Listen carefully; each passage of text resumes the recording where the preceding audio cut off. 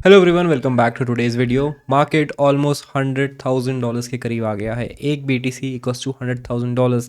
3 महीने पहले बहुत मुश्किल लग रहा था कि 2024 में ये क्रॉस करेगा। अब अगर हम मार्केट देखते हैं ऐसा लग रहा है कि बस कभी भी कर सकता है क्रॉस। तो बिटकॉइन के चार्ट के बारे में बात करेंगे। ऑल्दो बिटकॉइन का चार्ट अभी कुछ TA के फंडामेंटल्स को फॉलो नहीं कर रहा है, but there are some resistances ahead जिनको हम डिस्कस करेंगे।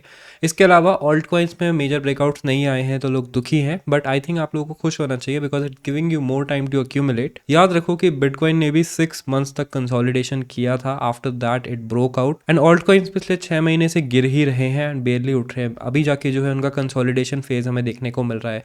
तो कंसोलिडेट करेंगे, लिक्विडिटी मिलेगी, तभी जाके पंप करेंगे। तो कौन कौन से ऑल्ट कॉइन्स हैं जिनको मैं अभी वॉच कर रहा हूँ, including meme coins, AI coins, Ethereum coins, इन सब के बारे में बात करेंगे। तो make sure to hit the like button, subscribe if you are new here. Let's go to the screen and start today's update. तो स्टार्ट करते हैं बिटकॉइन के ही चार्ट से एंड अभी हम जो है डेली के चार्ट पे आ गए हैं। रीज़न उसका सिंपल है, बिकॉज मार्केट काफ़ी ज़्यादा ओवर एक्सटेंड हो रखा है। तो शॉर्टर टाइम फ्रेम्स में ट्रेड करके कुछ खास यहाँ पे मिलेगा नहीं। शॉर्टर टाइम के मूव्स काफ़ी ज़्यादा अनप्रेडिक्टेबल हो गए हैं due to the current market volatility. तो साइडवेज रेंज ब्रेक करके मार्केट ऊपर गया। अब यहाँ से नेक्स्ट रेजिस्टेंस क्या हो सकती है उसके लिए हम फिबोनाची यूज़ करेंगे। तो फिबोनाची को हम ड्रॉ करते हैं। As you can see there was a big resistance at around $90,000 जिसको इसने ब्रेक किया एंड यहाँ पे इसने टाइम भी स्पेंड किया ब्रेक करने के लिए। देन यहाँ पे रीटेस्ट होके फिर ये मार्केट ऊपर जा रहा है।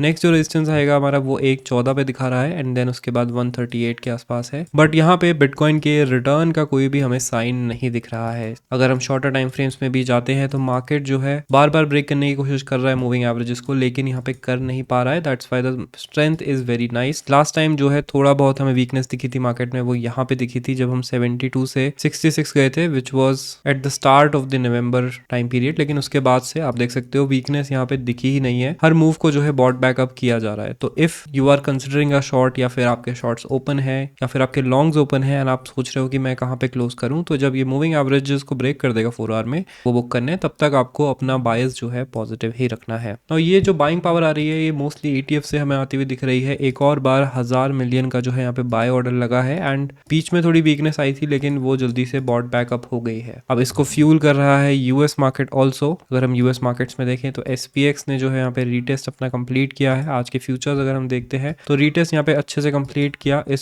सपोर्ट को होल्ड करना बहुत इंपॉर्टेंट था एंड यहाँ पे होल्ड कर लिया इसने। अब ये वापस मूविंग एवरेज के ऊपर आ गया है तो मार्केट में स्ट्रेंथ भी वापस आ गई है। That's why bitcoin keeps going up. अगर हम देखें यूएस के स्टॉक्स को तो टेस्ला अच्छा होल्ड कर रहा है बिकॉज इलॉन मस्क ने अब प्रेसिडेंट ही बनवा दिया है। इसके अलावा गूगल को थोड़ी सी यहाँ पे बीटिंग मिली है because of the Chrome decision, लेकिन मोस्टली यूएस मार्केट्स यहाँ पे ओके लग रहे हैं। अब कॉइन्स की बात करते हैं तो करेंटली जो कॉइन्स हमारे परव्यू में है, अब हम बड़ी पोजीशंस ले रहे हैं इन ऑल्ट कॉइन्स में बिकॉज अराउंड $91,000-92,000 मैंने 30% बिटकॉइन को सेल कर दिया था and now I am rotating them into these coins. तो कौन कौन से कॉइन्स हैं ये, तो डेली के चार्ट में हम देखेंगे। नंबर 1 हमारे पास है सुई। तो सुई हमने काफ़ी ज़्यादा बाई किया है। नीचे हमने आपको बाइंग एरियाज दिए थे, इस एरिया में हमने बाई किया है।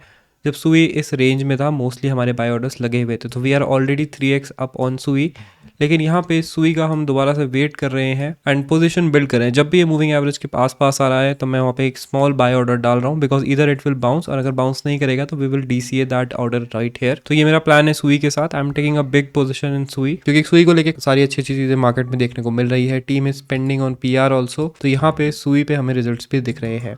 नेक्स्ट हमारा GRT है। GRT is a pure breakout play. अगर आप इसका स्ट्रक्चर देखोगे तो कितना अच्छा यहाँ पे स्ट्रक्चर बना, एकदम साइडवेज मूवमेंट था, फिर sort of a VCP pattern इसने बनाने की कोशिश करी एंड यहाँ से अब ब्रेकआउट हो रहा है and the volume is also increasing on that breakout. तो इसलिए हमें ये टेक्निकली एक अच्छा साउंड इन्वेस्टमेंट लगता है एंड यहाँ पे हम नजर रखेंगे। It will be on our watch list and अभी जो है 4 आवर्स में हमें वीकनेस देखने को मिल रही है तो वो हमें एक अच्छी अपॉर्चुनिटी भी देता है। तो will wait for GRT to come near this price range. यहाँ से जो है हम अपनी पोजिशन बिल्ड करना स्टार्ट करेंगे। तो हमारा जो पोजिशन होगा वो कुछ इस तरीके से होगा। इसका टारगेट हम ऊपर लेके चलेंगे एंड यहाँ पे SL जो है हम रखेंगे जब हमारी 4 आवर की कैंडल इस प्राइस के नीचे जाती है। यहाँ पे हम एवरेज एम करके चल रहे हैं 20 का एंड SL हम रखेंगे यहाँ पे 18 पे। तो हमारे पास 6% का रिस्क होगा एंड जो हमारा टारगेट रहेगा ऊपर रहेगा 26 तक in the retest completes and यहाँ पे हम रिस्क टू रिवॉर्ड रेशियो अच्छा खासा रख रहे हैं। 7% का रिस्क है एंड 25% का रिवॉर्ड है। तो इसके अराउंड आप स्प्रेड करके अपने आप हिसाब से रिस्क मैनेज कर सकते हो। This is one breakout that we are seeing. इसके अलावा पॉलीगॉन की बात करते हैं तो पॉलीगॉन ने बहुत अच्छा परफॉर्म यहाँ पे किया है and I was very bullish right here. मैंने यहाँ पे टेक्सास से लिख के छोड़ा हुआ है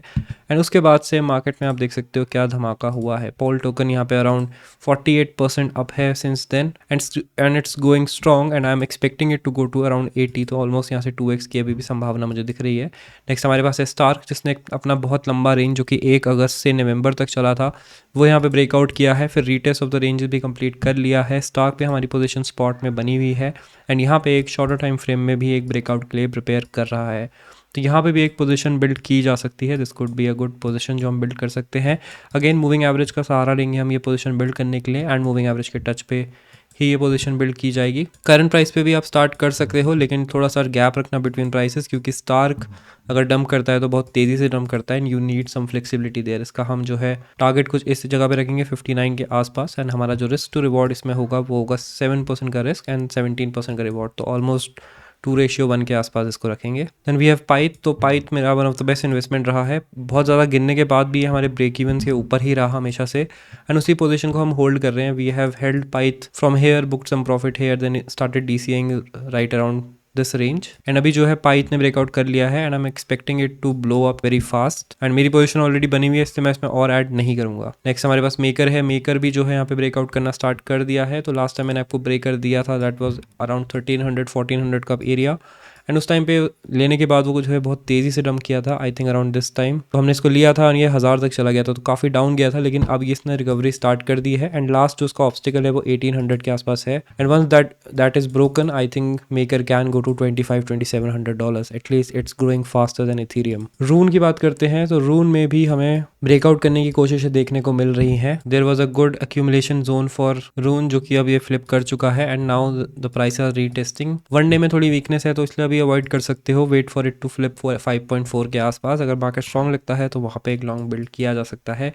Rune is going to be a little bit risky. Less risky में देखना है तो Sei can be a good option. Sei ने भी जो है अपनी रेंज ब्रेक कर दी है and now it's trying to retest, यहाँ पे भी आप एक अपॉर्चुनिटी ढूंढ सकते हो to build your position. Talking about Ethereum, Ethereum काफ़ी गाली खा रहा है लेकिन इट्स ग्रोइंग, स्टेडीली ग्रो कर रहा है।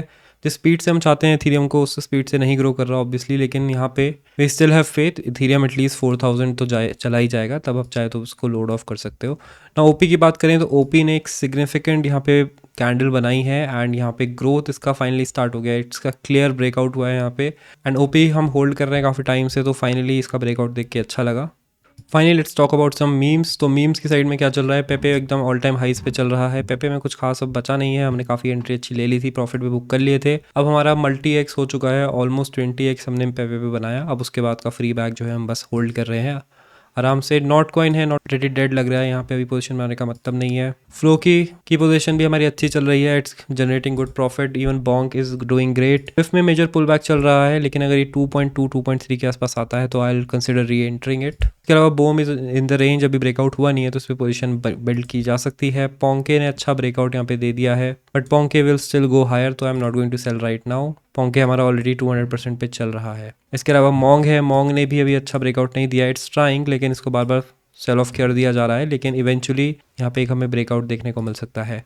मूडिंग की बात करें तो मूडिंग ने अच्छा रिटर्न दिया हमें, हमने आपको एग्जैक्टली यहाँ पे दिया था ये, जहाँ पे अलर्ट भी लगा रखा है एंड यहाँ से आप देख सकते हो कि इसने कितना अच्छा यहाँ पे अपसाइड मूव लिया है। वी ऑलमोस्ट मेड 153%, लेकिन अभी भी इसमें और जान बची है मेरे हिसाब से एंड मैंने थोड़ा सा ही प्रॉफिट बुक किया है just to make my bags free, बाकी मैं यहाँ पे अभी भी होल्ड कर रहा हूँ। देन अब बात करते हैं पॉपकैट की। पॉपकैट ने अच्छा ब्रेकआउट किया था, नाउ इट्स कमिंग बैक, तो अगर आपको ये मिलता है अराउंड 1.1 या उससे नीचे तो आप यहाँ पे इस पे एंट्री ले सकते हो। अपने एआई प्लेस की बात करें तो IO is now doing great. Finally accumulation zone से ब्रेकआउट इसने लिया है, रीटेस्ट कर रहा है and it can take another breakout. 4 से 5 का मेरा इसका टारगेट है and I am holding it for that. TAO की बात करें तो टाओ मोस्टली हमने प्रॉफिट बना लिया है। We bought it back here around $75-80 के आसपास। अच्छे इससे हमें रिटर्न दिया, 10x तक ऑलमोस्ट रिटर्न दिया, बाकी हम इसको होल्ड ही कर रहे हैं। रेंडर पे मेरी बिग पोजीशन है, we are building a large bag on Render and Render I am expecting it to at least 2x from this point.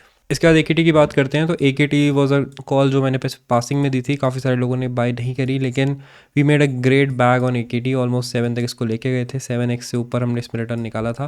Now AKT is trying again and यहाँ पे सेकंड लेग अप हो सकता है around 2x का, तो उस हिसाब से आप इसको बिल्ड कर सकते हो पोजिशन में। इज़ अनदर प्ले, लेकिन इधर यू कैन बाय फेट और यू कैन बाय रेंडर, तो मैंने रेंडर ले रखा है, फेट से मैं मोस्टली आउट हो गया हूँ। इसके बाद डेक्स प्लेस पे चलते हैं तो DYDX एंड GMX हमारे मोस्ट प्रोमिनेंट डेक्स प्लेस हैं यहाँ पे। रेडियम भी आप कह सकते हो, लेकिन सोलाना और रे एकदम साथ में ही बढ़ते हैं, तो टू यू आप क्या लेते हो। यहाँ पे GMX ने ब्रेकआउट कर लिया है, this was the VCP we were watching, breakout हुआ, रीटेस्ट डन, एंड अभी भी जो है MA इसको स्ट्रांगली सपोर्ट कर पा रहा है। तो यहाँ पे GMX का एक सेकंड लेग अप हो सकता है, तो स्पॉट में अपनी एंट्रीज बिल्ड करना ना भूले। इसके बाद आलू की बात करते हैं, तो अल्ट्यूरा का मैंने आपको एक हिंट दिया था ऑन टेलीग्राम, यहाँ पे बोला था कि it is going to go up in November, and अब यहाँ पे आप देख सकते हो कि ऑलमोस्ट 200% ये ऊपर चला गया है।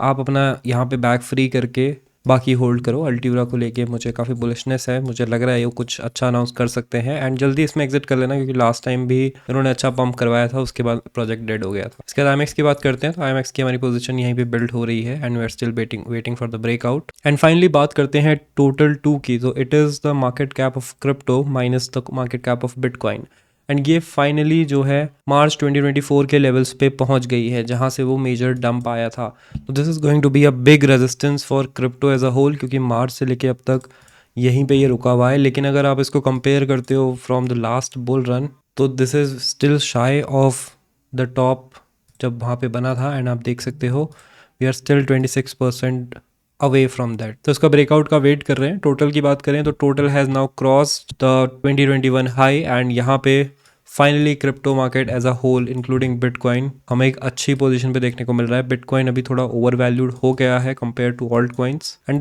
This shows you something that Bitcoin dominance ने जो है क्रेजी यहाँ पे अपसाइड मूव लिया है, and it's now slowing down, and hopefully वो पैसा वापस ऑल्ट कॉइन्स में फ्लो होगा, लोग अपना बिटकॉइन में प्रॉफिट लेंगे and then move that money to alt coins. लेकिन वो आपको वेट करना है, तभी होगा। ऑल्ट कॉइन का सीजन नहीं आ रहा है, लोग वरीड हैं, लेकिन वो तभी आता है जब लोग बिटकॉइन के प्रॉफिट्स लेते हैं एंड ऑल्ट कॉइन्स में डालना स्टार्ट करते हैं।